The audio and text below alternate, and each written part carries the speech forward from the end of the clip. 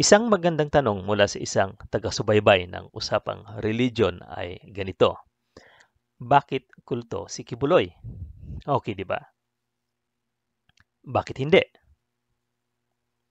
Unahin muna natin ang pinaka-obvious, ang claim na siya daw ay isang appointed son of God. Kung hindi ito isang delusional claim, what is? Saan naman nahugot ni Kibuloy ang ganitong claim? Nagdasal lang siya at nag-fasting tapos nangusap sa kanya ang Diyos. Boom! Abay, siya na ang modernong Kristo sa Pilipinas. Anong kahangalan ito?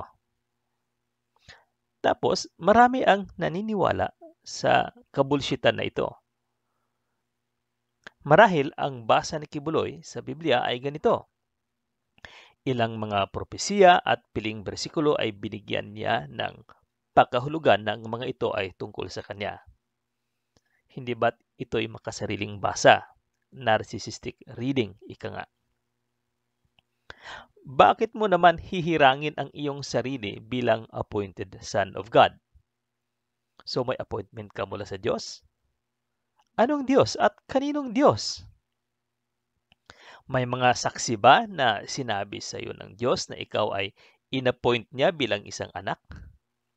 Huwag mong sabihin na Diyos mismo at mga anghel sa langit ang witnesses. Ano kaya ang nasinghot mo? Di ba? Isa pa, ang pagiging anak ay hindi appointment. Sige nga, pwede ba kitang i-appoint bilang aking anak? Ano yan? Posisyon sa gobyerno? Sa gabinete? Ang pagiging anak ay appointment? Also, anyone can claim they're God or son of God or intergalactic ambassador for all I care.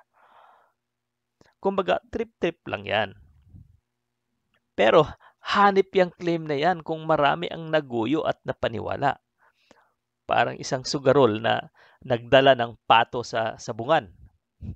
Inilaban ng pato at marami ang pumusta sa pato. Ang masaklap, nananalo ang pato. Pangalawa, ang pagkakaroon ng eksklusibong paniniwala na sila lang ang maliligtas at si Kibuloy daw ang huling pipirma para sa kaligtasan ng kaluluwa ng isang tao.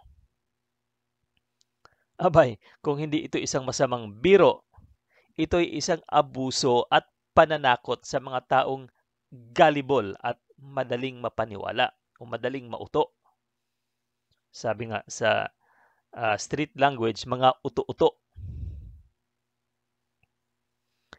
Kapag hindi ka naniniwala sa katuruan ni Kibuloy, ibig sabihin ba nito, hindi ka na maliligtas sa apoy sa impyerno? Aba, napaka-pribilehiyo mo naman. Biruin mo, sa bilyon-bilyong tao sa mundo, si Kibuloy pa talaga ang dapat magbibigay ng approval kung papasok ka sa langit. Nalipasan ka ba ng gutom? Pangatlo, mayroon bang Son of God na takot sa kanyang anino? Kaya may koleksyon ng mamahaling baril at nagtatago mula sa kamay ng batas. Kung si Kristo nga nagpahuli sa otoridad kahit walang krimeng nagawa, bakit di magawa ni Kibuloy na lumabas sa kanyang lungga at sagutin sa Senate hearing ang mga issue tungkol sa kanyang mga nagawang pang-aabuso? Although sinasabi nila na ito daw ay isang trial by publicity. Pero alam naman natin na sa Amerika, wanted si Kibuloy. Di ba? Nasa wanted list siya ng FBI sa salang sex trafficking at money laundering at maraming pang ibang kaso yan. Ika nga, sa bunga mo makikita kung tama ba o mali ang pinag-ugatan ng isang paniniwala. Pang-apat, lifestyle test. Tingnan mo ang lifestyle ni kibuloy at ikumpara mo sa buhay ng ordinaryong miyembro. The Son of God came to serve and not to be served.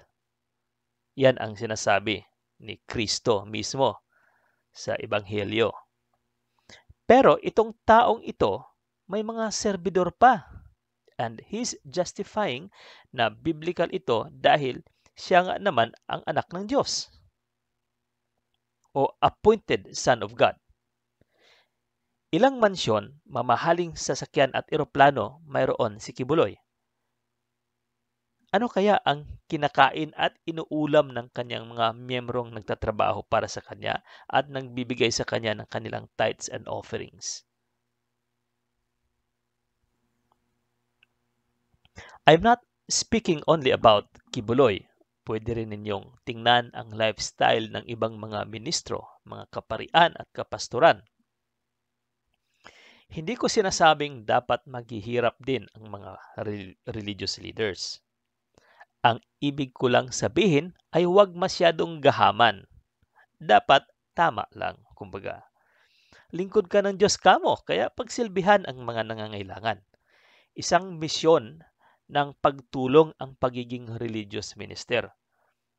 Pagsilbihan ang mga tao, ilapit sila sa katotohanan, pakainin ang mga nagugutom, gamutin ang mga may sakit, alagaan ang mga naulila, bigyang hustisya ang mga biktima ng karahasan, palayain ang mga inaalipin, ipagtanggol ang mga naaapi.